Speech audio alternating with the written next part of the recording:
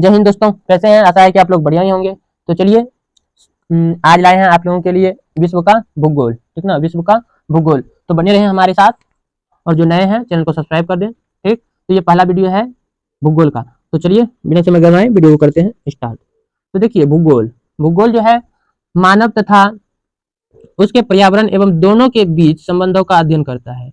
जो भी घटनाएं धरातल पर होती है अथवा पाई जाती है, वे सभी भूगोल की विषय वस्तु के लिए महत्वपूर्ण अंग है। इसीलिए तो कहते हैं कि भूगोल को भौतिकी भूगोल एवं मानव भूगोल दो मुख्य भागों में बांटा जाता है। भूगोल को दो महत्वपूर्ण भागों में बांटा जाता है। पहला भाग है भौतिक भूगोल और दूसरा मानव भूगोल। ठीक, भौतिक भूगोल। अब देखिए, भौतिक भूगोल जो है पृथ्वी के भौतिक तत्वों के अध्ययन से संबंधित है। कौन? भौतिक भूगोल। ठीक ना, भौतिक भूगोल जो है पृथ्वी के भौतिक तत्वों के अध्ययन से संबंधित है। और भौतिक भूगोल जो है भौतिक पर्यावरण और उन विविध गतिविधियों से संबंधित है जो कि पृथ्वी के भौतिक पर्यावरण में परिवर्तन लाती है। ठीक ना। अब दूसरी ओर है मानव भूगोल। तो भूतल पर मानव का अध्ययन करता है। मानव भूगोल, नाम से ही पता चलता है मानव भूगोल, यानी कि मानव का भूगोल। तो इसलिए भूतल पर जो है मानव का अध्ययन करता है। मानव भूगोल जो है पृथ्वी एवं मनुष्य के बीच पारस्परिक संबंधों को एक नई समझ देता है, जिसमें कि पृथ्वी को नियंत्रण करने वाले भौतिक नियमों तथा पृथ्वी पर निवास करने वाले जीवों के पारस्परिक संबंधों का अध्ययन, संयुक्त ज्ञान समाविष्ट होता है। ये मानव भूगोल में है। ठीक ना, मानव भूगोल में है। उसके बाद आता है ब्रह्मांड। क्या आता है? ब्रह्मांड। तो देखिए, ब्रह्मांड जो है यह ब्रह्मांड का वैज्ञानिक अध्ययन ब्रह्मांड विज्ञान कहलाता है। ठीक ना, ब्रह्मांड का वैज्ञानिक अध्ययन ब्रह्मांड विज्ञान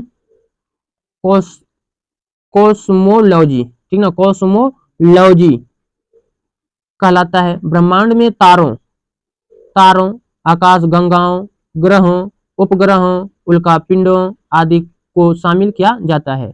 ब्रह्मांड का ना तो कोई केंद्र है और ना ही कोई आरंभिक किनारा, क्योंकि आइंस्टीन के सापेक्षता के विशिष्ट सिद्धांत के अनुसार समस्त स्थान एवं समय गुरुत्व के कारण एक अंतहीन चक्र के रूप में आबद्ध है। ब्रह्मांड की जो उत्पत्ति है, ब्रह्मांड की उत्पत्ति के संदर्भ में तीन सिद्धांतों का प्रतिपादन किया गया है। तीन सिद्धांतों का प्रतिपादन जो कि इस प्रकार के हैं तीनों सिद्धांत। पहला सिद्धांत है सतत सृष्टि सिद्धांत। ठीक ना, पहला जो है सतत सृष्टि सिद्धांत, इसका प्रतिपादन जो है थॉमस गॉड एवं हरमन बॉन्डी द्वारा किया गया था। सतत सृष्टि सिद्धांत जो है इसका प्रतिपादन थॉमस गॉड एवं हरमन बॉन्डी द्वारा किया गया था।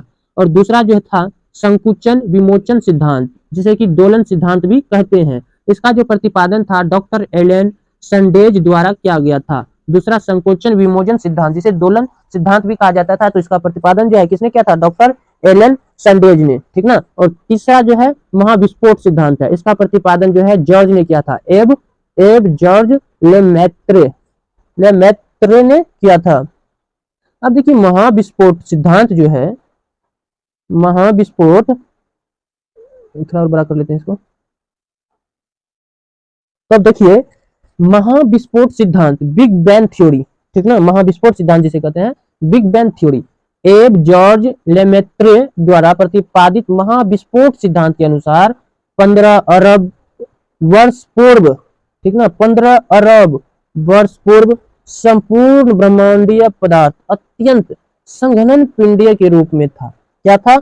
संघनन पिंडीय के रूप में था, जिसमें विस्फोट के पश्चात ब्रह्मांडीय पदार्थ चारों ओर फैल गए। यह पदार्थ विभिन्न गैलेक्सियों के रूप में हमें दृश्य है। आज करोड़ों वर्षों के बाद भी ब्रह्मांड फैल रहा है, लेकिन एक स्थान पर अस्थिर है, जिसमें अनेक पिंड गुरुत्व द्वारा आपस में अस्थिर अवस्था में हैं। खगोल वैज्ञानिक अभी तक यह नहीं जान सके हैं कि ब्रह्मांड बंद है, जिसका अर्थ है कि इसका फैलाव जो है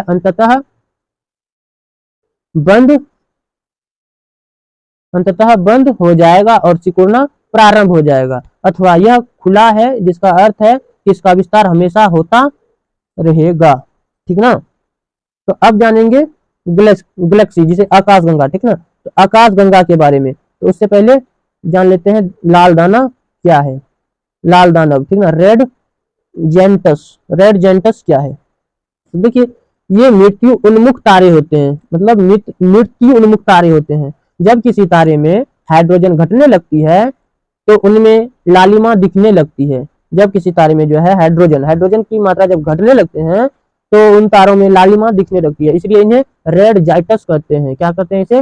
रेड जाइटस। जब तारों में हाइड्रोजन घटने लगे तो उसे रेड जाइटस कहते हैं, और उसका लक्षण है कि लालिमा दिखने लगता है, ठीक ना। उसके बाद दूसरा है वामन तारे, डर्फ स्टार्स, ठीक ना। जिन तारों का प्रकाश सूर्य के प्रकाश से कम होता है वे वामन तारा कहलाते हैं। जिन तारों का प्रकाश जो है सूर्य के प्रकाश से कम होता है वे कौन सा तारा कहलाते हैं? वामन तारा, ठीक ना। अब युग्म तारे क्या है? Binary star. युग्म तारे जो है गुरुत्वाकर्षण से आपस में बंधे तारे, गुरुत्वाकर्षण के कारण जो है ये तारे आपस में बंधे रहते हैं, जिनमें एक तारा सामान्यतः दूसरे की अपेक्षा मंद होता है, युग्म तारे कहलाते हैं। उसके बाद नोवा, ठीक ना। नोवा जो है कभी कभी एक धुंधला तारा अत्यधिक चमक के साथ अचानक दिखाई देता है, अचानक दिखाई देने लगता है तथा बाद में अपने मूल स्तर पर वापस मंद पर जाता है, वापस अपने मूल स्थान पर मंद पर जाता है, ठीक। इस प्रकार जो है, इस प्रकार के तारे को क्या कहते हैं? नोवा, ठीक ना। इस प्रकार के तारे को नोवा कहते हैं। तो चलिए अब आकाशगंगा के बारे में जान लेते हैं। तो देखिए आकाशगंगा गैलेक्सी, आकाशगंगा, आकाशगंगा जो है, आकाशगंगा तारों, निहारिकाओं और अंतरतारकीय पदार्थ का एक समूह होता है, ठीक ना। एक ये समूह होता है। एक आकाशगंगा करोड़ों तारों का परिवार होता है, करोड़ों तारों का जो है परिवार होता है, और ये अपने गुरुत्व से आपस में एक दूसरे को रोके रखते हैं, और ये गुरुत्व के कारण आपस में एक दूसरे को रोके रखते हैं, ठीक ना। ये आकाशगंगा गैस और धूल के साथ तारों से संगठित हैं। ये जो है आकाशगंगा गैस और धूल के कारण तारों से क्या है? संगठित हैं। आकाशगंगा के कई प्रकार हैं, जैसे कि आकृति के अनुसार 3 प्रकार की आकाशगंगाएं पाई जाती है। आकृति के अनुसार जो है आकाशगंगा 3 प्रकार की पाई जाती है, जिसमें कि सबसे पहला है सर्पिल आकाशगंगा, और दूसरा है दीर्घवृत्ताकार आकाशगंगा, और तीसरा है अव्यवस्थित आकाशगंगा। उसके बाद आता है मंदाकिनी, मंदाकिनी जो कि हमारी आकाशगंगा मंदाकिनी दुग्ध मेखला मिल्की वे की आकृति सर्पिलाकार है, ठीक ना। दुग्ध मेघला, इसकी आकृति जो है क्या है? सर्पिलाकार, सर्पिलाकार है, जिसकी 3 भुजाएं हैं। कितने? 3 भुजाएं हैं। सूर्य इनमें से दूसरी भुजा है, सूर्य इनमें से जो है दूसरी भुजाओं पर स्थित है। हमारी आकाशगंगा का व्यास 1 लाख प्रकाश वर्ष है। कितना है? 1 लाख प्रकाश वर्ष है। सूर्य जो कि केंद्र से लगभग 2/3 बाहर की ओर है। आकाशगंगा का एक चक्कर लगभग 2250 लाख वर्षों में लगाता है। सूर्य की आयु की गणना की जाए तो अब तक इसने लगभग 30 चक्र पूरे कर लिए हैं। आकाशगंगा के मात्र 30 चक्र पूरे किए हैं। एक चक्र पूरा करने में 2250 लाख वर्ष लगते हैं सूरज को, ठीक ना। तो अभी तक में इन्होंने 30 चक्र पूरे कर लिए हैं।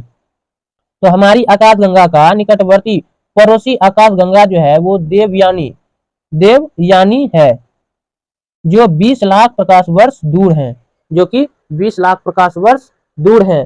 ब्रह्मांड में पाया जाने वाला डवार्फ आकाशगंगा जो है नवीनतम ज्ञात आकाशगंगा है, ज्ञात आकाशगंगा है, बहुत ही नवीनतम, ठीक। उसके बाद निहारिका, निहारिका आकाशगंगा जो है, निहारिका आकाशगंगा में स्थित निहारिका धूल और गैस के मेघ होते हैं। यदि गैस उद्दीप्त होती है तो अथवा मेघ सीधे प्रतिबिंबित होते हैं अथवा अधिक दूरी की वस्तुओं से प्रकाश ढक जाता है, तब निहारिका दिखाई देता है। तो ये थी आकाशगंगा के बारे में। अब जानेंगे तारा के बारे में, स्टार के बारे में। तो इस वीडियो में इतना ही, अगले वीडियो में हम जानेंगे तारा के बारे में। तो दोस्तों इस वीडियो को यहीं पे खत्म करते हैं, अब मिलते हैं अगले वीडियो में। फिलहाल के लिए आप लोग इसी तरह स्टडी करते रहें, मिलते हैं अगले वीडियो में। बाय बाय, जय हिंद, जय भारत।